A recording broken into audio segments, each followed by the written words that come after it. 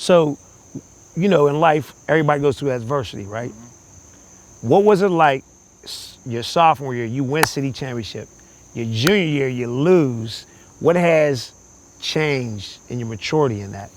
It was basically me being a more vocal leader, not just sitting back and letting everything just go by. You gotta be on everybody, and you gotta hold yourself accountable. Even the leaders hold leaders accountable. Right. It was all just leadership and being more vocal, because the leaders in the past that we had, they wasn't vocal. Right. So like the team would just do anything. Like we had a lot of problems that went on last year. To me, that's why we lost. That's why we lost last year. We had a lot of things off the field that nobody seen that we was going through. So it's just being a leader is just holding everybody accountable, even yourself.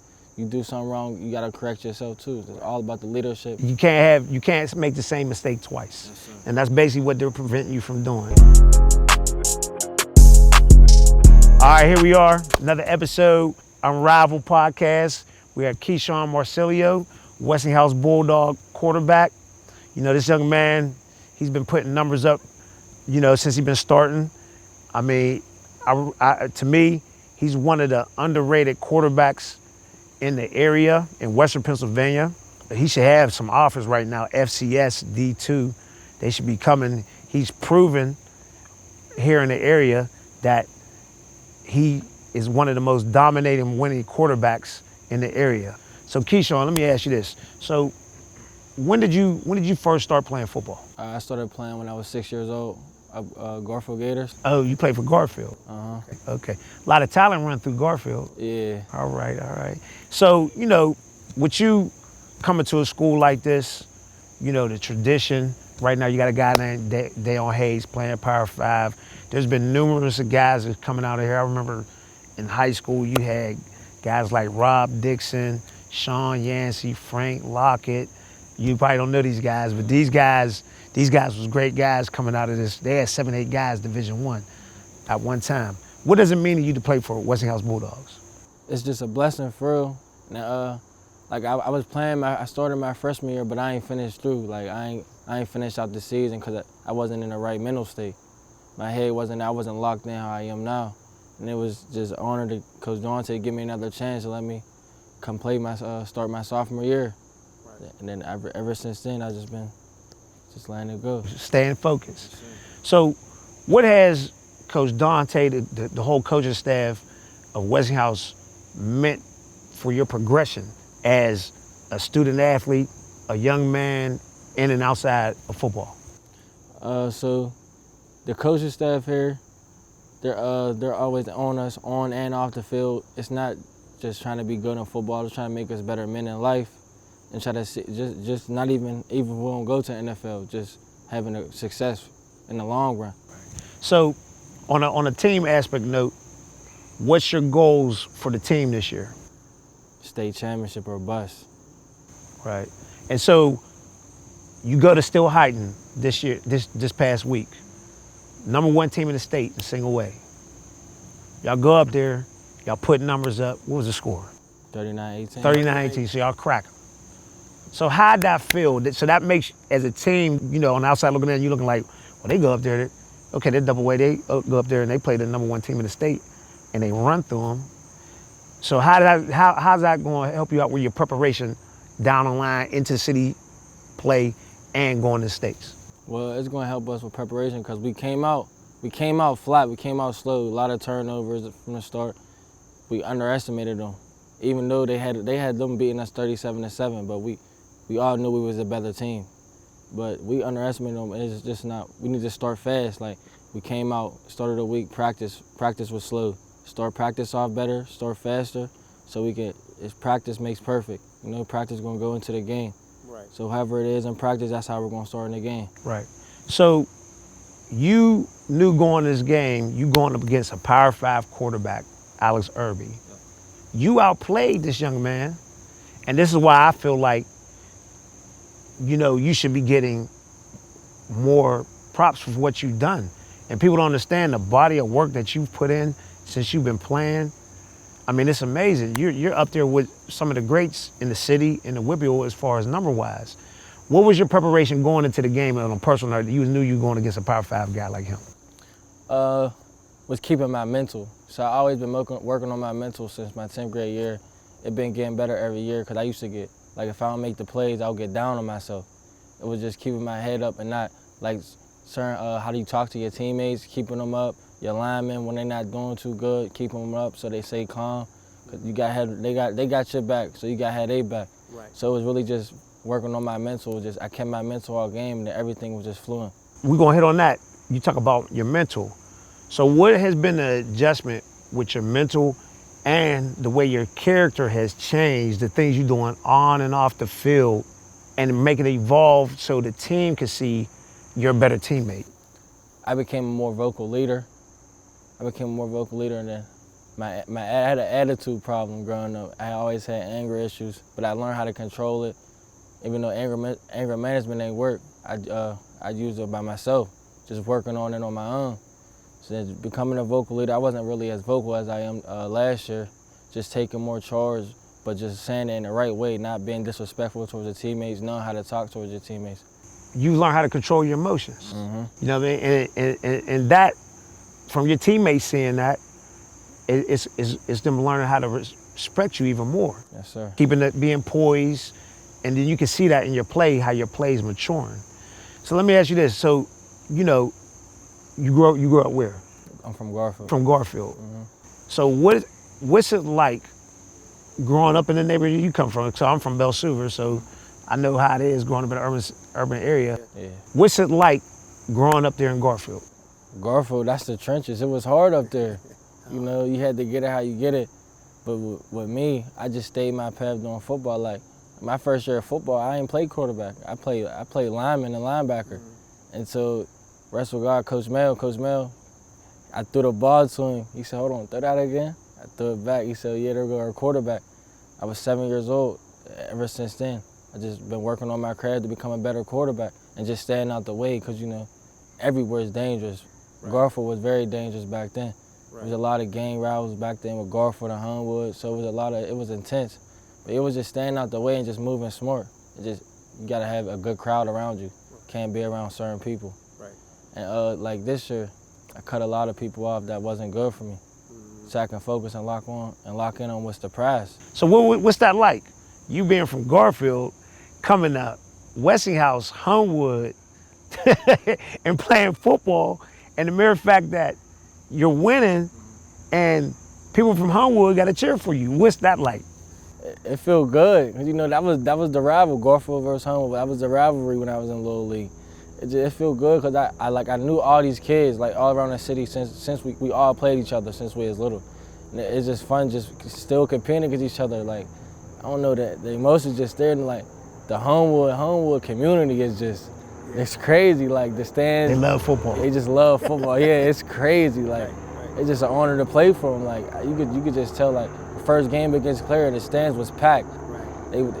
I love the Homewood community. Like it's good. Right. So let me ask. So you hit on the Homewood community, right?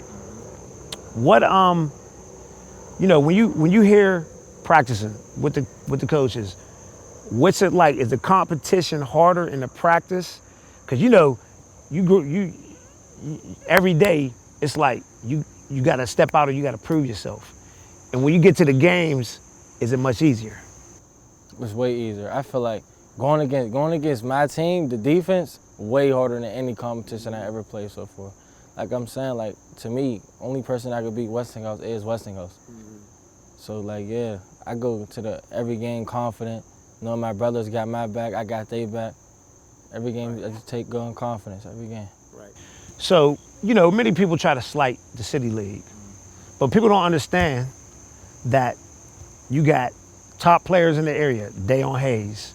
The next year, I think there was maybe a little drop, then you bring Tyrese Fairby. Dayon's at Pitt, Tyrese Fairby at Kentucky, Tamir Robinson, Penn State. So these are Power 5 guys, right? And then people don't understand, okay, the league might be down. They say, oh, the league is trash. But the mere fact, when you look at the representation out of the city where it's coming to, if you want to get into Division I Power 5 offers, they got just as many Division I guys coming out that league as any conference in the WPIAL. People don't realize that. And in the mere fact that somewhat, when you're playing against an Alderdice, a Perry, all y'all kids know each other. Mm-hmm. And it's a dogfight every week. Yep. Yeah. How you feel about that? Like, it is a dog because we're all from the hood. We've been North Side, East End, Garfield, Homewood. We all played each other since we was little. Like, it's been competitive since we was little. Like, it's a dogfight every time. It's different playing from like hood kids. You go play country schools or private schools. It's just different type of energy when you're in the game. It's like, I'm not city games. Some of them just be harder, more intense. Right. Like, yeah. Right. And that's kudos to this coaching staff getting y'all prepared for the city and when you got to go play schools outside of the city. Because the thing is, you're winning. So you can't say that the league is a certain way because to me, you are the best 2A team in Western Pennsylvania. That's just my opinion. I agree with you. That's just my opinion. So moving forward, what do you want to do as far as like, say if football don't work? You know what I mean? What you go to college, what do you want to like major in? What do you want to do? I want to major in either engineering or business. Coach Dante, he does real estate. Okay. I've been looking into that. I've been looking into real estate. Want to follow in his steps on that. Feel like I could do that too. Yeah, you got to hustle. Mm-hmm. Yep. So if you go to the game, you see how the atmosphere here is at Westinghouse, the community. So right now you got two communities. You got Garfield and Homewood basically rooting for kids here. You see that little kid on the sideline or in the stands, they want to be the next Homewood Bulldog. What would you say to them? I would say coming here, it's not going to be easy because especially in the building, they all right, hold on, let me rephrase that. So what they look at Westinghouse is a bad community. They won't post like the team doing good. They'll only post like the killings and stuff happening around the city and Homewood. So you gotta always just lock in just from the start. Don't get caught in the wrong crowd. You just gotta be smart everything you do here, and everything will fall into place for you. Coach Dante, all the coaching staff, Coach Carr, they all going to put their all into you as long as you put their all back into them. Right. Yeah, I noticed somewhat too that you're right about that. It's always the negative and not the positive. And they do that a lot in black neighborhoods. They always want to talk about the negative, what's going on, instead of guys like yourself, a guy like Dayon, a guy like Taylor, you know what I mean, et cetera, that's coming out and they going to school, they're being productive people in society and they're giving back. And there's a lot of positivity going on over here and the football team is one of them. It's for years. And the football team keeps community close knit. And you got, your coaches, they understand that. It's like they got to keep this thing going because it does draw an essence of how the community is. Yeah, yep. Now, as a college recruiter, you say you went through your highs and lows. What would you say that's different now about yourself? If I'm a college recruiter, he's recruiting you. What is something different about your character, and what are you going to be able to bring to the table for that college university? What changed about my character was my body language. Like how I always wanted to be perfect. I wanted to get everything done the right way, and I would always get down on myself, put my head down. But being a quarterback, you can't do that. I can't let your teammates see that. They all gonna reflect off you. Like last game, still when I shot 2 picks. Going into the halftime, we could have won up another touchdown. I think the momentum would have been way higher than what it was. I didn't put my head down, told them that's me. I'll get it back the next play. Told my teammates that's on me, we're gonna come back out here and score, and we did. I took a big step, big step. They all was looking up to me, and you could tell they all looked up to me.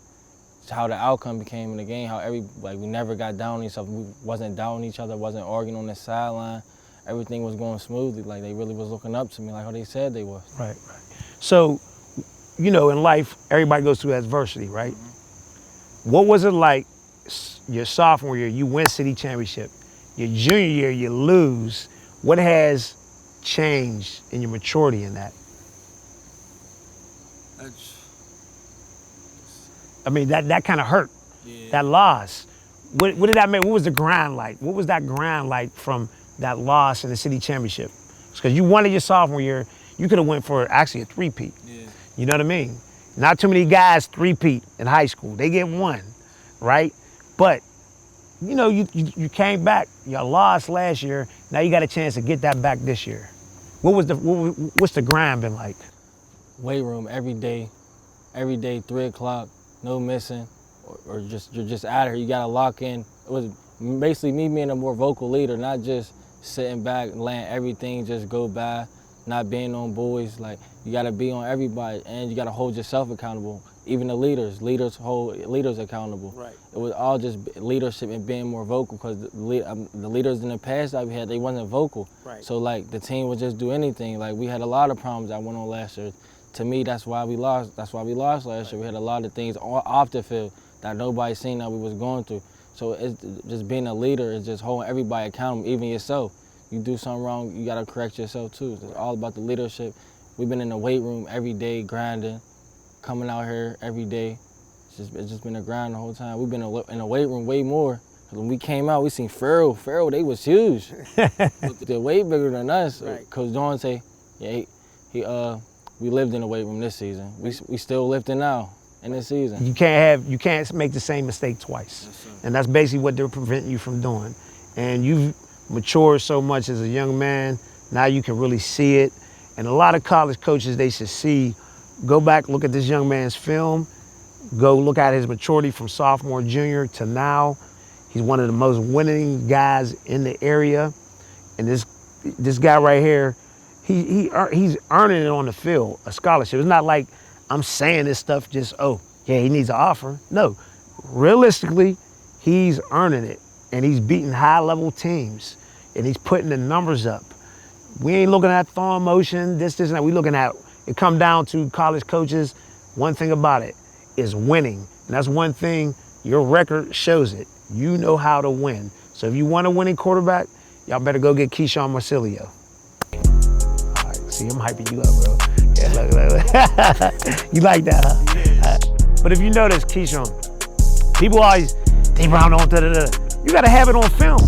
Yeah, I'm not just tweeting out dudes just to tweet the stuff out, because that come back on me, man. Who's he putting up? You can't do that. That's not life. Only thing the player gotta do is do the work to keep it. That's it. That's it. So you've been doing the work. Yeah, there's, like I said, the narrative, but we switch that, and you go out and play on this field. I'm trying to tell you, and y'all, you're gonna get what you deserve. And the thing about it, let's look at the quarterback from Cal. He gonna get a league shot. I forget dude's name. He trained me a couple times. He's up there now. He gonna get a league shot. Yeah, you know what I mean? So I didn't seen it. It don't matter. I got a D3 guy, Now Scott, Frostburg State. You know how long you been in the league? 6 years. It don't matter where you go, bro. Yeah, they'll find you.